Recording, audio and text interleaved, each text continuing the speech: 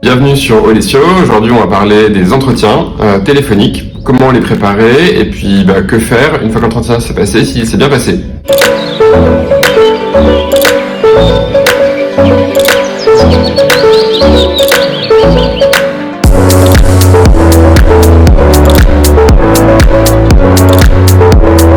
Le recruteur vous écrit, vous appelle pour vous dire que vous allez faire un entretien téléphonique.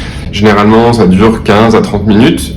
Ça précède des entretiens qui vont se faire en physique, en présentiel. Comment le préparer ?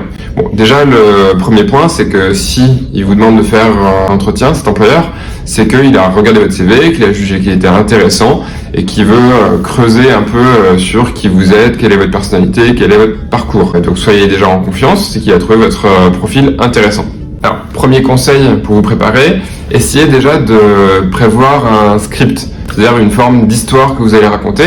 Ça se passera toujours différemment en entretien parce que la personne qui va vous poser des questions, vous ne savez pas dans quelle direction elle va vous amener. En tout cas, vous, pour vous préparer, pour vous rassurer, essayez de préparer l'histoire que vous allez raconter et de la manière la plus fluide possible. Alors souvent, c'est chronologique, c'est-à-dire qu'on part finalement de ce que vous avez fait au départ et puis tout ce qui a amené finalement à ce que vous soyez aujourd'hui en entretien avec cette personne. Quelle est toute la logique qui s'est déroulée dans votre parcours ? Ensuite, soyez positif. On a eu plusieurs personnes qui sont venues, qui étaient en demandeur d'emploi avec nous, et qui, par exemple, nous disaient voilà, moi je veux être honnête et je veux dire que ça, je sais pas faire. Je suis en UX, UI design, mais moi le design, le dessin, c'est pas mon truc. Il faut pas le présenter comme ça. Et c'est pas être malhonnête que de dire l'ergonomie, j'ai pu avoir des expériences sur ce sujet-là, je suis plutôt à l'aise. En revanche, le dessin, le design, c'est quelque chose que je travaille. J'ai eu un projet sur lequel j'ai pu commencer à travailler dessus et c'est un vrai axe de progrès que j'ai envie de travailler dans les mois à venir avec vous. Ensuite, essayez d'être concret. Pour être concret, essayez de trouver des exemples qui vont démontrer ce que vous avez pu faire dans votre parcours. Et votre parcours, c'est plein de choses. Ça peut être des choses que vous avez faites tout seul en fait chez vous, ça peut être des choses que vous avez faites en association, ça peut être des choses en effet dans des stages, dans des emplois, dans des jobs d'été.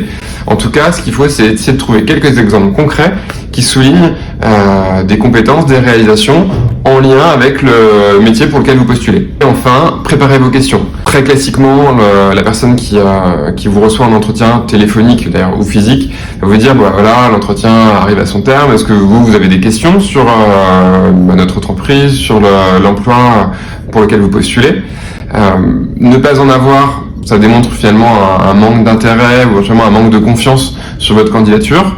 Donc essayez de prévoir des questions sur comment ça va se dérouler, quelle est une journée type de travail, comment est composée l'équipe, quels sont les profils qui sont recrutés, éventuellement comment la personne a jugé cet entretien, qu'est-ce qu'elle a pensé de cette candidature.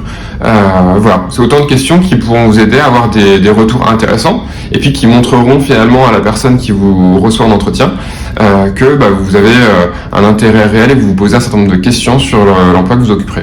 Donc voilà, l'entretien c'est terminé, peut-être que vous avez jugé qu'il s'est bien passé, qu'il s'est moyennement passé, qu'il s'est pas très bien passé. En tout cas, c'est pas à vous de juger, c'est à la personne qui est en face de vous, c'est un peu comme quand on passe des examens, parfois on pense que c'était la cata, puis finalement on a une bonne note. Donc vous prenez pas la tête. En revanche, restez pro jusqu'au bout, peu importe comment ça s'est passé. Envoyez un petit mail à la personne qui était avec vous en entretien pour lui dire voilà, j'ai particulièrement apprécié notre échange, je serais vraiment ravi de poursuivre ce processus ou de vous rejoindre, je reste à votre disposition pour toute précision ou pour organiser d'autres entretiens, quelque chose de ce type là, parce que ça fera professionnel de reboucler et puis vous montrer que vous, ça vous a plu, que vous êtes motivé pour poursuivre, ça vous donnera des chances supplémentaires pour qu'en effet ça se poursuive. Sur ce, bon courage pour vos entretiens téléphoniques. Essayez pas en commentaire à nous dire comment ça s'est passé, ce que vous avez fait, ce que vous conseillez également de faire, on y répondra. Ça pourra aider d'autres personnes. Et puis, abonnez-vous à la chaîne ou découvrez ce qu'on fait par ailleurs sur olesio.fr. À bientôt!